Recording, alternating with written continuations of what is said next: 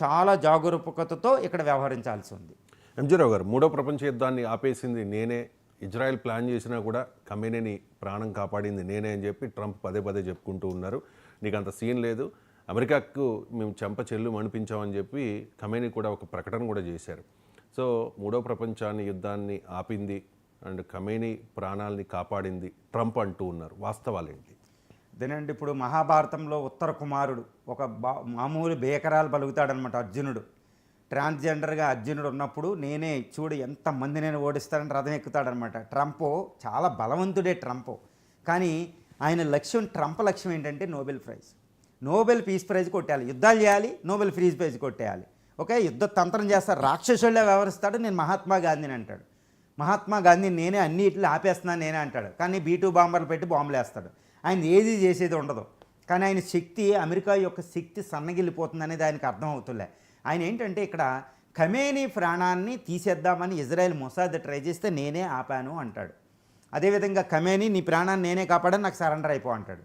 ఎందుకు సరెండర్ అవుద్దండి? ఒక దేశం 1980 నుండి, అది ఇస్లామిక్ రెవల్యూషన్ తర్వాత ఆ శతాబ్దంలో 20 సంవత్సరాలు, ఈ శతాబ్దంలో 2.5 దశాబ్దాలు, అంటే 45 సంవత్సరాలుగా తన అస్తిత్వాన్ని కాపాడుకుంటూ అమెరికాకి ఇజ్రాయెల్కి వ్యతిరేకంగా పోరాడుతున్న ఒక దేశం ఒక్కసారి ఎలా వదిలేస్తే, ఎలా సరెండర్ అయిపోద్ది?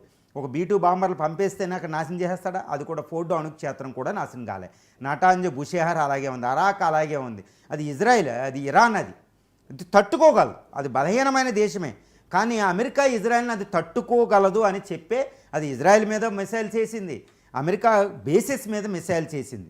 అది ట్రంప్ వెనక్కి తగ్గాడు. ట్రంప్ నేను ఓడిపోయాను, అరే నేను వెనక్కి తగ్గానని చెప్పడంలే, ఇరాన్ ఓడించలేం, కంప్లీట్గా నాశనం చేయలేమని ఒక స్పృహ అక్కడ వచ్చింది. ఇప్పుడు ఖమేనీ వ్యవహారం వస్తే, ఖమేనీ ప్రాణాలు దొరికినా ఆ ఖమేనీని చంపేస్తే అది మూడో ప్రపంచ యుద్ధానికి దారితీస్తుంది. కాబట్టి ఖమేనీని చంపడం ఆపింది అతను కాదు, ఆయన భయం. ఖమేనీని ఎక్కడ సంహరించేస్తారు? ఆయన ప్రాణాన్ని ఆయన రక్షించుకుంటాడు. ఆయనకి 8 లక్షల మంది సైన్యం ఉన్నారు, అద్భుతమైన భౌగోళిక క్షేత్రాలనే బంకర్లు ఉన్నాయి. ఆయన ఎక్కడ చంపేస్తారు?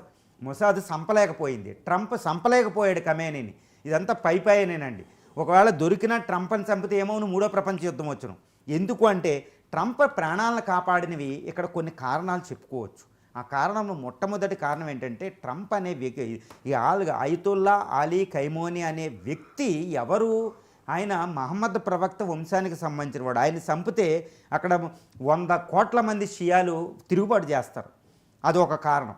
కాబట్టి దాన్ని తట్టుకోలేదు ప్రపంచం, అదొక కారణం. రెండో కారణం ఏంటంటే అయతుల్లా అలీ ఖైమోనీని చంపితే ఇరాన్లో తీవ్రమైన వ్యతిరేకత వస్తుంది. ఎందుకంటే ఇరాన్ ప్రజలు ఆయన ఆరాధ్య దైవంగా చూస్తున్నారు, సుప్రీం లీడర్. అక్కడ అధ్యక్షుడు పెజెస్కిన్ ఉన్నారు, ప్రధాని వేరున్నారు, అందరూ వేరున్నారు. ఇక్కడ ఈయన సుప్రీం లీడర్ అంతే. అలాంటి ఆయన చంపితే ఇరాన్ని అరికట్టడం ఎవరి తరం కాదు. ఇప్పటికే ఆఫ్ఘనిస్తాన్లో అది జరిగింది, లిబియాలో అది జరిగింది. సద్దాం హుసేన్ చంపిన సద్దాం ఇరాక్ మీద కంట్రోల్ రాలేదు, అమెరికా వెనక్కి వెళ్ళిపోయింది, లిబియా నుండి వెనక్కి వెళ్ళింది. ఆఫ్ఘనిస్తాన్ తాలిబాన్ ఒమర్ని చంపేసినా అది వెనక్కిపోయింది. సో ఖమేనీని చంపితే కుదరదు అనే విషయం. వాటి కంటే పవర్ఫుల్ కంట్రీ ఇక్కడ, ఇస్లామికీకరణ చాలా స్ట్రాంగ్ అయిన కంట్రీ. ఇది రెండో కారణం. ఇక మూడో కారణం ఏంటంటే ఈ గల్ఫ్ దేశాల్లో ఖమేనీని చంపితే ముస్లిం దేశాలన్నీ ప్రజలు వ్యతిరేకమయ్యి వాళ్ళని పడేస్తారు. అందువల్ల ఖమేనీని సంహరిస్తే కుదరదు. తర్వాత నాలుగోది ఏంటంటే ఖమేనీని సంహరిస్తే ఇటు రష్యా చైనాలు చాలా ప్రత్యక్ష యుద్ధంలో కూడా వచ్చే అవకాశం ఉంది. ఎందుకంటే ఇరాన్ దాంట్లో పప్పెట్ గవర్నమెంట్ వాళ్ళు ఒప్పుకోరు. ఎందుకంటే చైనాకి $400 బిలియన్ ఉంది. అక్కడ ఇరాన్లో పోయిందనుకుంటే రష్యాకి స్థానమే ఉండదు ఇంకా గల్ఫ్ కంట్రీస్లో, అవి ఊరుకోవు. అంటే మూడో ప్రపంచ యుద్ధం. అంటే ఖమేనీని రక్షించింది ఇది. ఇలాగే ఎన్నో కారణాలు ఉన్నాయి. ఇండియా కూడా ఒప్పుకోదు, ఖమేనీని చంపడం అనేది కుదరదు అని ప్రతి దేశం కూడా అక్కడ చెబుతుంది. ఇంకోటి ఏంటంటే ఖమేనీని చంపడం అనేది అసలు కుదరలేదు అక్కడ. ఇజ్రాయెల్కి మొసాద్ ఎంత చెప్పినా ఖమేనీ దొరకలేదు. అదేవిధంగా అమెరికాకి ఎంత చెప్పినా ఖమేనీ దొరకలేదు, తను రక్షించుకోలేదా. ఎంతో కొంతమంది సైన్యాధ్యక్షులను ఆల్రెడీ చంపేసిన ఖమేనీని చంపేయడం వాళ్ళకి కుదరలేదు. ఏదో మేము చంపేస్తాం ఒక బెదిరింపే ట్రంప్ది, అది కుదరలేదు. ఒక దేశాధ్యక్షుడిని, సుప్రీం లీడర్ని చంపే అర్హత అంతర్జాతీయ చట్టాల ప్రకారం ఎక్కడా లేదు. కాబట్టి అంతర్జాతీయ చట్టాలు ఒప్పుకోలేదు, అదొకటి. తర్వాత ఇజ్రాయేలీ పీపుల్ కూడా నెతన్యాహు మీద ప్రొటెస్ట్ చేస్తున్నాను, ఇరాన్ నుంచి బయటికి రా, గాజా నుంచి బయటికి రామని. ఆ దేశ ప్రధానికి ఆ ప్రజలు అడ్డం తిరిగే రోజులు వచ్చినాయి. ఆయన మీద ప్రోబ్ ఉంది. ఇంకా వెస్ట్రన్ మీడియా మనకు ప్రచారం చేయడం లేదండి ఈ విషయాలు. అది ఇలా ఇన్ని కారణాల తర్వాత ఇరాన్ అధ్యక్షుని అయతుల్లా అలీ ఖమేనీ చంపితే ఆయన ఫోర్స్ ఒకటి ఉంటుందండి. 2 లక్షల ఇస్లామిక్ రిపబ్లికన్ గార్డ్స్ కార్ప్స్ ఆయన పర్సనల్ ఫోర్స్లా ఉంటుంది. వాళ్ళు తీవ్రమైన హర్మూజ్ స్ట్రైట్లో సర్వనాశనం చేస్తారు వాళ్ళు. సో హర్మూజ్ స్ట్రైట్ క్లోజ్ అయితే ఎలా ఉంటుందో తెలుసు. కాబట్టి అది ఒక ప్రధానమైన కారణం. దాన్ని ఇప్పుడు చూడండి, ఇరాన్ అమెరికా బేసిస్ మీద అటాక్ చేసింది కానీ ఈ హర్మూజ్ స్ట్రైట్ని క్లోజ్ చేయలేదు. ఎందుకంటే అక్కడ రష్యా, ఇండియా, చైనా, దక్షిణ కొరియా వీటిలో ఇంట్రెస్ట్స్ ఉన్నాయి కాబట్టి వాళ్ళ ఫ్రెండ్ కంటే దాన్ని క్లోజ్ చేయలేదు. అమెరికా బేసిస్ని అటాక్ చేసింది, అంతకన్నా తీవ్రమైన డేంజరస్ ఇష్యూ. ఆ విధంగా ఖైమేనీని రక్షించింది ఇవన్నీ. కానీ అమెరికా కాదు, అది ఇజ్రాయెల్ కాదు, ఖైమేనీ బయటకు వచ్చినా అవి సంహరించలేవు, ఈ విషయం తెలిసిపోతుంది. అందువల్ల మూడో ప్రపంచ యుద్ధం నుంచి కాపాడింది, ఖైమేనీ ప్రాణాన్ని రక్షించింది నేను ఇందాక చెప్పిన కారణాలు. కానీ ట్రంప్ కాదు. ట్రంప్ గాంభీర్యాలను నమ్మే ప్రసక్తి లేదు. ట్రంప్ని ఎవ్వరూ నమ్మరు.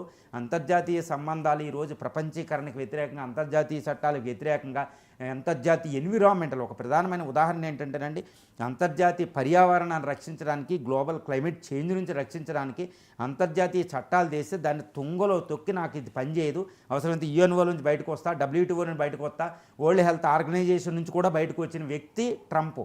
సో ఈ ట్రంప్ని నమ్మే ప్రసక్తి లేదు. ఈ ట్రంప్ చెప్పేది ఎవరో కాదండి, ఆయతోల్లా అలీ ఖైమేనీకే గల్ఫ్ కంట్రీస్లో ఎక్కువ ప్రాముఖ్యత వచ్చింది. అఫ్కోర్స్ ఇజ్రాయెల్కి ఎక్కువ పేరుంది, ఇటు ఇరాన్కి ఎక్కువ పేరుంది, కానీ ట్రంప్కి అయితే పేరు లేదు. అసలు ఈ యుద్ధంలో ఈ 3 దేశాలు కొట్టుకుంటే యుద్ధంలో ఓడిపోయింది అమెరికా. హౌతీస్నే ఓడించలేక వెనక్కి వెళ్ళిపోయింది 4 యుద్ధ విమానాలు పోగొట్టుకుని. సో ట్రంప్ గాంభీర్యాలని ఉత్తర కుమారుడు రాగంలా ఉంటుంది కానీ ఇక్కడ ఏమీ లేదండి ఈ విషయంలో. రైట్. ఎంజీరావు గారు, వరుస